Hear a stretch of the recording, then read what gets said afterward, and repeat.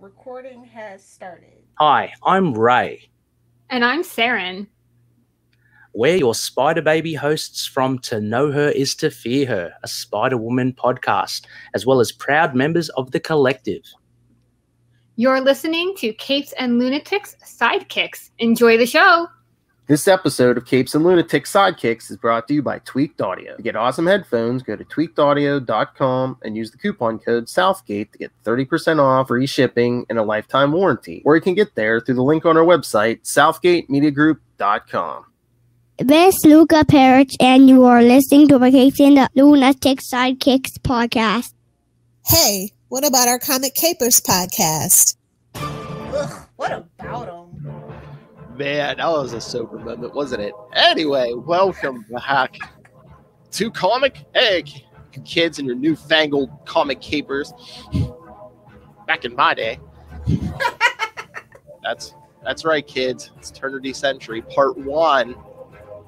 Featuring feedback from Matt Kona. That's right. It's from Spider-Woman 33. Featuring feedback from the Matt Kona. All right, so. Well, hey, he better. This is his present to him. All right, so yes, so this is a cross Eternity Century 3-part crossover. Starts here, and then parts 2 and 3 you can catch on the Ultimate Spider Cast on the following two Tuesdays. Yesterday's villain, more like yesterday's forgotten villain. Am I right?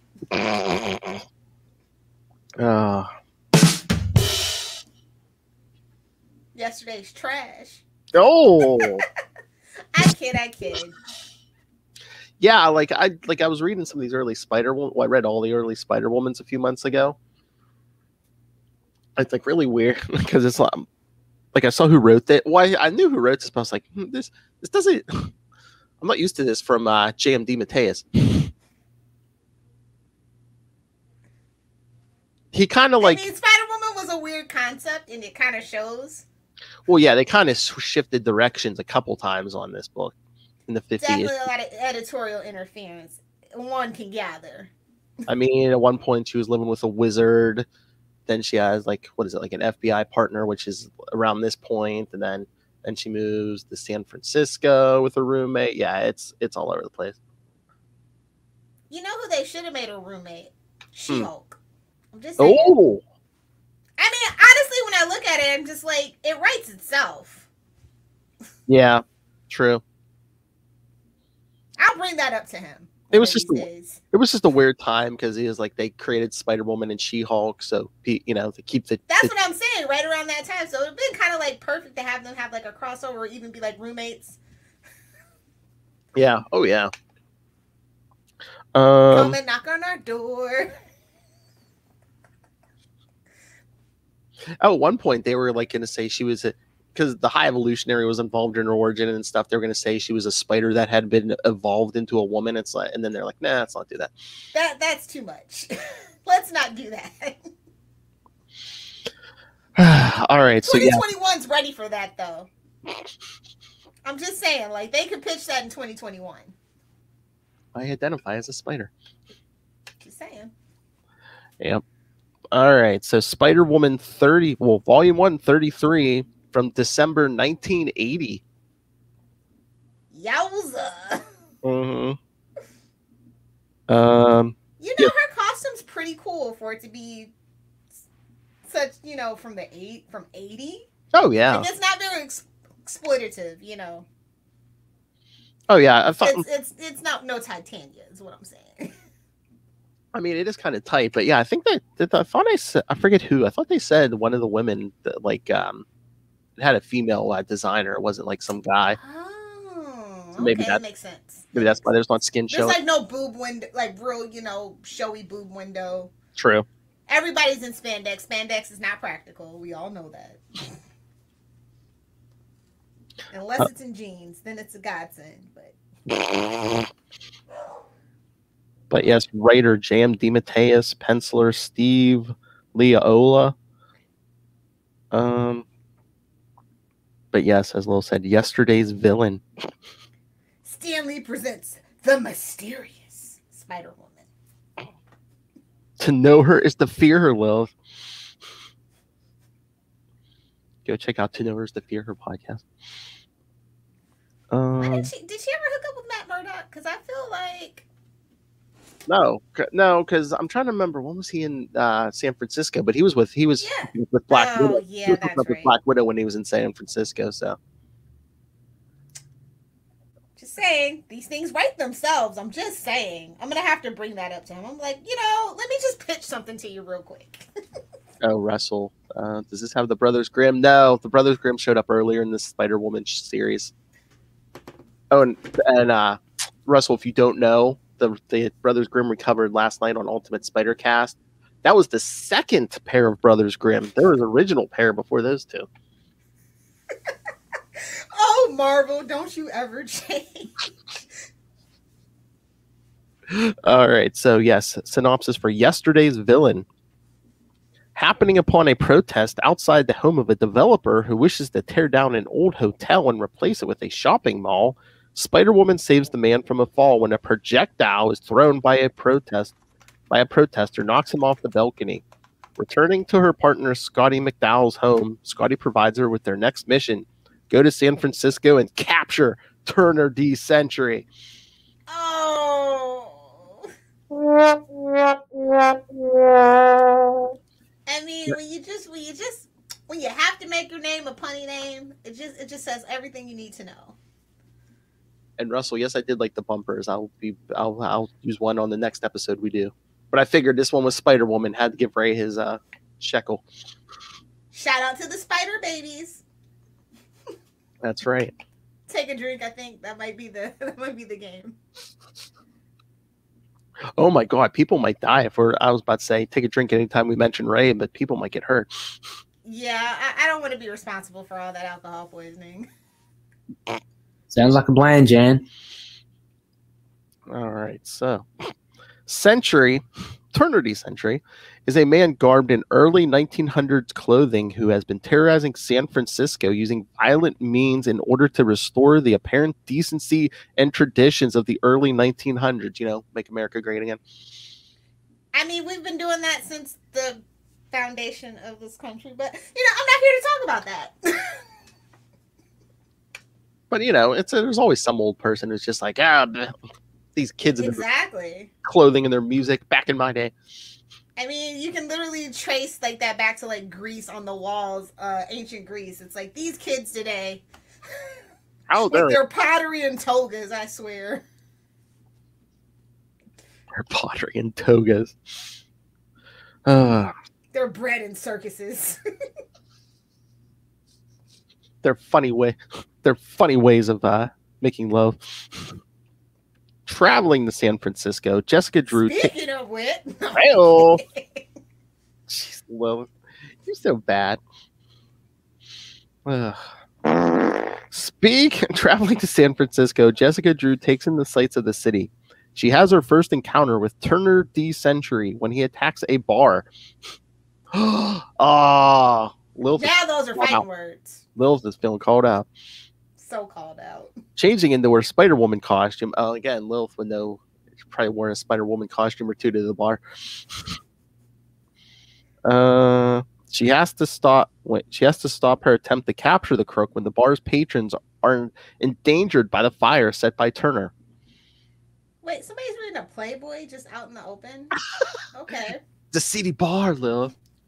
Damn, that seedy. No shame, no fear. I got you. My God. All these only perverts go to a bar with fire. Okay, you got me there. I mean, he's not wrong.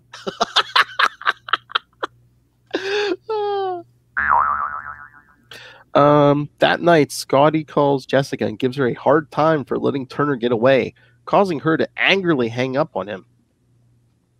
While out on another patrol of San Francisco, Spider-Woman spots Turner D. Century as he is setting an adult theater ablaze. All right. I'm pushing up my sleeves. This guy's got to go. He's got to go. He's coming for everything I love. I don't appreciate this. We see a patron right out of the adult theater. Ah! What am I? Hey now. I know. Stud Rogers. Whoa. It's open 24 hours though, so I'm just like, Stud Rogers. That's the Captain Is that America. like Steve Rogers? Is that like the Steve Rogers sex parody? I was gonna say that's the Captain America movie Lilith wants to watch. Chris Evans can get it all day, every day. It's true. Russell. Not the Playhouse. Phrasing. So yes, he sets the adult theater on fire, and she attacks him. Once more, she is forced to stop when some children are endangered when a fire. Come on, this guy's clowning Spider-Woman. Look at this guy with his Charlie Esser mustache, his freaking Barber Quartet outfit, and the bike. Come on. This is embarrassing. Now, we're doing me now? I'm that kind of freak. Yes, but there's some children in trouble when the fire escape breaks, allowing Sentry to escape once more. This leads to yet another angry phone call between Jessica and Scotty, who believes that she still could have caught Sentry. I'm saying. Wait, who this is guy's clowning you, baby girl. Who is this? Scotty or Lilith Hellfire? You could have caught him. Oh, superheroes don't want me to be their mentor. Oh no. I go the Alfred Pennyworth method. You get a backhand. Oh, you get a backhand. You get a backhand. Oh, I thought you were going to put a vibrating hand through someone's chest. You get a vibrating hand. You get a vibrating hand. I gave that old lady a flower. Here, my dear. After Turner burns down a section of Chinatown. Racist. I was going to say, now we're getting racist. There's that MAGA attitude we were waiting on. Oh, jeez. Russell says, shameless plug. Spider-Woman's trainer will be a future episode of Tomes. Oh, my Lord. Oh, nice. You are deep diving, Russell. Oh, yeah, because he gets transformed. That's right. But, man, you're doing some deep dives, Russell. You're doing the Lord's work. All right, so after Turner burns down Chinatown, Spider-Woman and Scotty track down a lead that takes Spider-Woman to the abandoned home. Oh, Lord, if this wasn't crazy enough. To the abandoned home of Morgan McNeil Hardy. And worst of all, come on. When we get to the notes, yeah, we'll get to Morgan McNeil Hardy. Entering the home, she finds a vast complex underneath it with a giant dinosaur and a huge penny. I understood that reference. Maybe Ray didn't. Oh! Well, by the end of April, he should. Batman. Yes, an vast complex. I like how she glides around. Yeah, differentiates her. You know what I mean? Very cool. The glider wings. Yeah, a vast underground complex. It fashioned after the early 1900s. There, Spider-Woman and Turner clash until they are interrupted by Hardy himself. Spider-Woman learns that Hardy created this world so that he could relive what he believed were better times. As Spider-Woman explains to Hardy... That's what we do with the internet today, kids. I think that's what the entertainment industry is doing right now. Yep, nostalgia galore. Spider-Woman explains to Hardy what Trinity Sentry has been doing. Sentry is sent into a frenzy and attacks her. During the fight, a fire breaks out. Forced to flee on her own, the house explodes behind Spider-Woman, seemingly killing Hardy and Sentry. You're not getting off that easy, little Hellfire. He's not dead. Oh, I know. Trust me, I know. Oh, Lord. Oh, Russell, we need a song. Na, sausage man. Poor Ray. Oh, Ray. Sausage! Ray's probably like, I'm getting it from the new guy now? Come on. Is Ray like a kielbasa or a public school microwave link? Jeez. Oh, my Lord. I was watching Luca was watching a cartoon last night. It's like set in Australia, and they said drop bears. I was like, oh, I understood that reference. Nice. So that was the issue. Yes, Morgan. I absolutely love the artwork. The art's great. Yeah. Like I said, they could use a little more actual punch 'em up action. Oh yeah. But like, ironically, even She-Hulk in her early run wasn't like, even though she was She-Hulk, it wasn't like a lot of like punch 'em up. It was kind of weird. So I think it just goes to that, that vibe of the 80s and the female superhero spinoff thing. And I wonder too if they're just like, he's like Eternity Century. He's really not that, like a big bruiser, But he clowned her, bro. Like, I'd be pissed. I would just. No. I know. Well, part of that would not be a 3-part story to this. Let me tell you. What again? I mean, it's just like, oh yeah, one punch and Turner's done. Crumbles to dust. That's kind of why we had to clown her, because yeah, one punch he would have been done. Russell Ray gave me my start. I gotta rib him.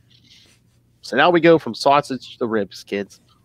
And now I'm hungry. Break out the barbecue. Oh my god! Well, you and I should just like eat in the middle of that Snyder Cut review. I mean, I'm gonna be drunk. Like, I have absinthe, guys. I'm gonna be wasted. Oh yeah, Russell. He said, "You want me to ask Jam about Turner?" Yeah, sure. I mean, we've talked to Jam before. I don't think we ever got to Turner Century. We weren't doing that deep of a dive. Yeah, if you want to ask him about Turner, yeah. But yeah, like I was saying, some of the notes. Morgan McNeil Hardy in this story is stated to have survived the fires in San Francisco in 1906. It is also stated that he was a politician in the 1960s. And then it says something about sliding time. But as revealed in Avengers 2:18, Hardy is actually an immortal mutant known as the Forever Man. Every time he dies, he is reborn with no memory of his past lives. All I'm saying is the Hawk people did it better. Hashtag fight me. And of course, like we said, although they both appear to die here, I mean, well, Morgan McNeil Hardy will be seen next in Captain America 264, written by guess who? And it's like his secret nerd thing that he likes to do.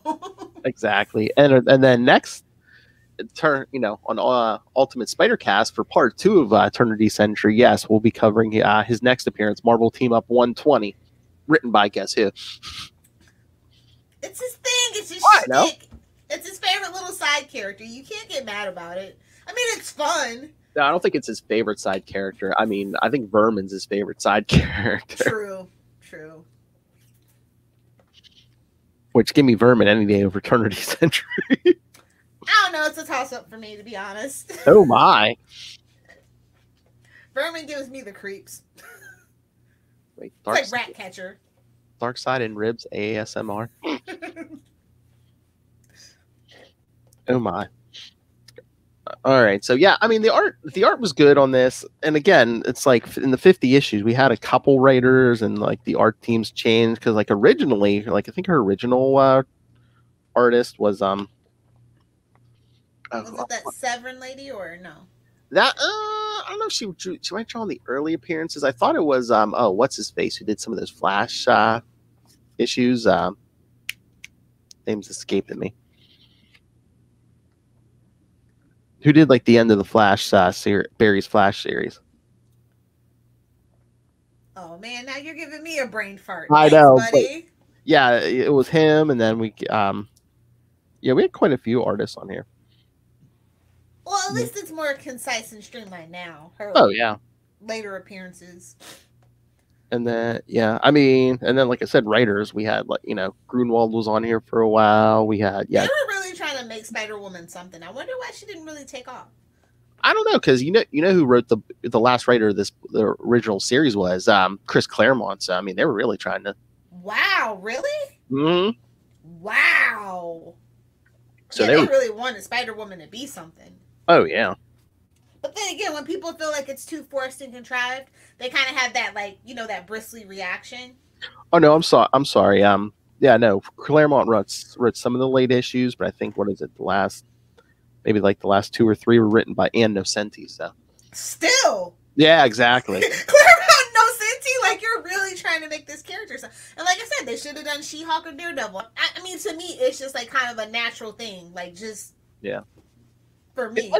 It might have been a little too little too late at that point. But yeah, putting Ann Nocenti, like a great female writer at the end of this series, it's like, she might have been able to turn it around. Maybe that was the problem. He had too much sausage in here. Honestly,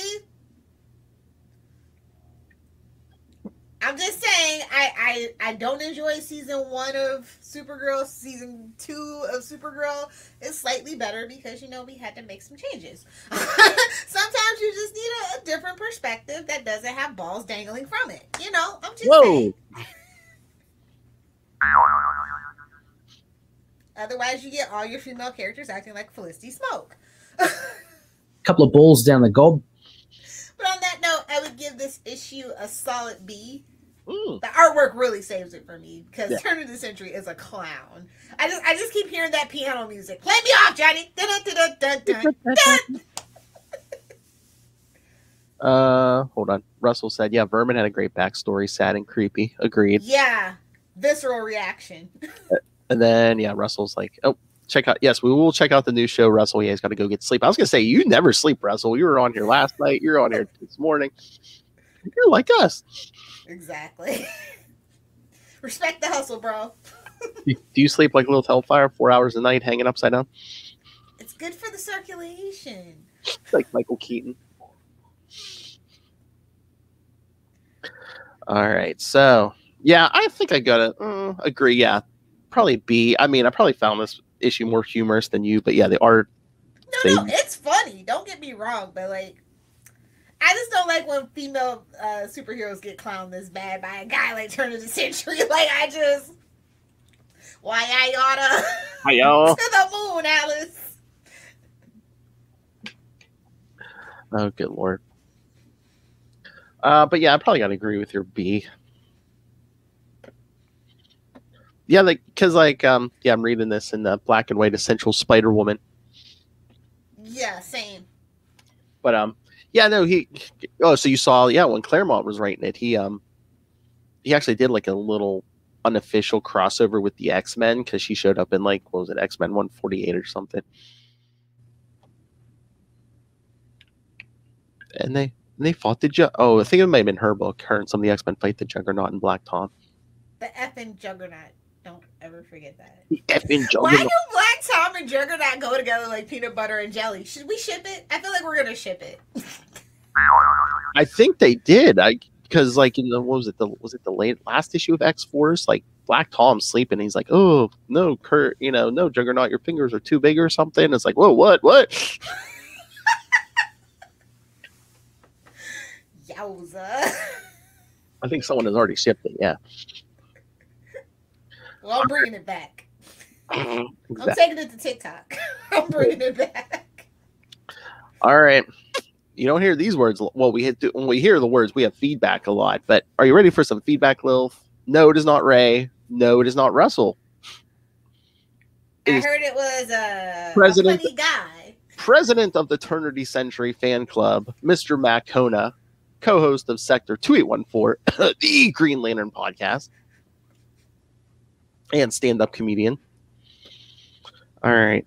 I haven't listened to this whole thing yet, so hopefully we get a second, Lilith. But, all right. Are you ready for this? You can just add it in. It's fine. True. All right. You ready for this? Yep, let's do it. All right. 3 minutes and 45 seconds. Mr. Matt Kona. Talk about short Hey, to the everybody point. listening, and Bill and Lilith. This is Matt Kona here. I feel somewhat obligated to leave feedback since I couldn't be on the show because my obsession with Turner D. Century has stemmed back from him being killed off along with many other obscure superheroes in an old Captain America story that was brought up on the Quantum Zone podcast. So I dug in, and I gotta say, I was pretty happy about Spider-Woman 33. I'd never really read the book, but I've been watching a lot of old, gritty 70s films, like the French Connection and stuff like that. And so this kind of reminded me of that. And the fact that Spider-Woman is in some ways like doing it for the money is kind of modern, especially with the popularity of The Boys now. And Turner D Century is immediately introduced as cheesy, which is kind of cool that they didn't take it too seriously back then, what he does and his intentions, trying to bring things back to another time. I love that he rides around on a bicycle, and it's a tandem bicycle with a mannequin of a fine lady on the back. Don't judge him. And he does all the damage. I didn't realize he was as much of a sociopath as he is in this issue, with right off the bat, like killing 30 people, being an arsonist, spraying poison out of an umbrella, using that mannequin head as a napalm bomb at some points, and it's left up to Spider-Man to figure out if he wants to help save lives or collar this evildoer. So I liked the writing, the artwork, and the position that she was in. Ew. And even more parallels of the modern comic world. Turner D Century, well, he is a regular Scarlet Witch, building an entire town unbeknownst to everyone of the good old days, this perfect world. And then, of course, the conclusion, I don't know, it felt a little bit rushed, a little bit dark, a little gritty, but I don't know, I kind of liked it. I'm kind of going back and forth in my head. As we know, Turner D Century somehow survives and comes back at another point later. He lives to write again and give flowers to old women in lousy apartment buildings. But yeah, I guess it seems definitive, but you can recon things and all that stuff later. So I enjoyed it. I'm sorry I wasn't there to joke and giggle with you guys during the entirety of the podcast, but thanks for listening to my feedback, and suck it, Lilith. No, not really. You're cool. And Bill, I'll see you soon when we talk about Ben Reilly on a future Spider-Man Ultimate Spider-Cast podcast. All right, everyone. See you later. Bonkies! See you later, Bunky. Thank you, Matt Kona. Yes. Are we sure Turner D Century is not a Boston pizza owner? Oh! I thought they were Boston pizza owners. But yeah, what was up with that mannequin? I mean, anybody's guess. And that's why you should watch the YouTube. Yes, Lilith just gave a demonstration with her fingers. Yes, it's like the origins of the real doll. We'll just leave it at that. I was gonna say, adult theaters. Don't you blokes know what we did back in the day?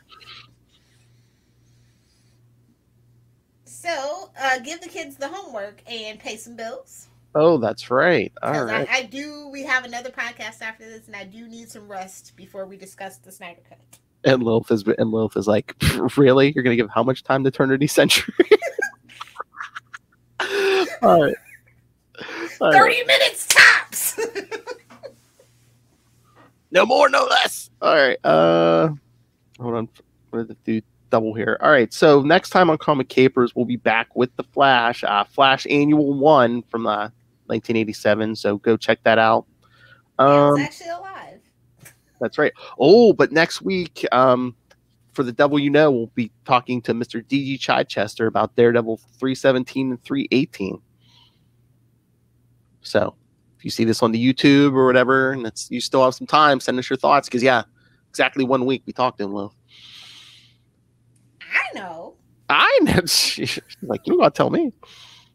I'm excited.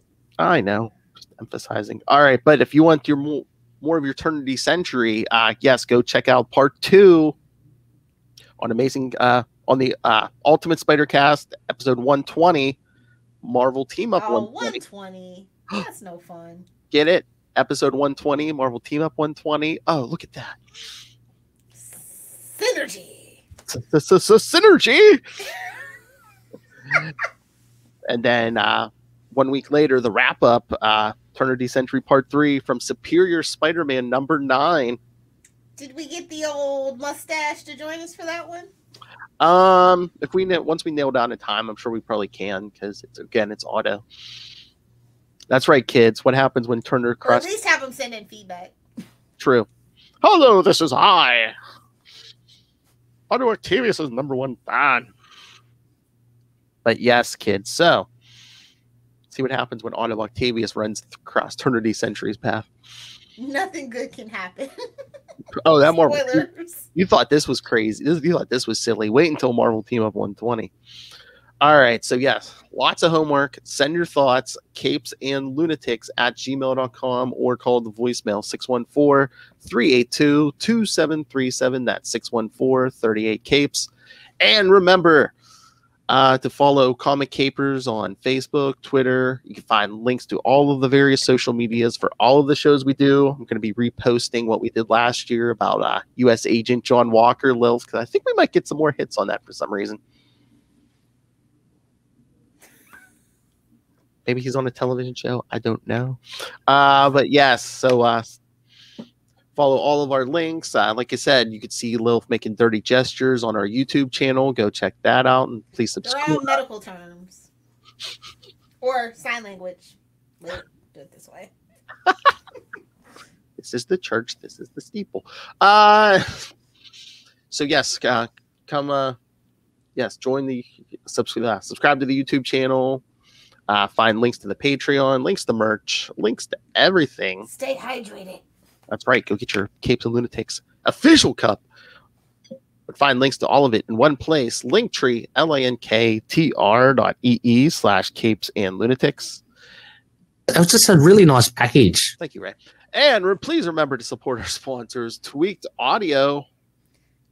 Get yourself some in-ear headphones. HD quality. That's right. Revel in modern technology with some Tweaked Audio headphones. And do it competently, unlike Spider-Woman, and hunt a killer. Burn.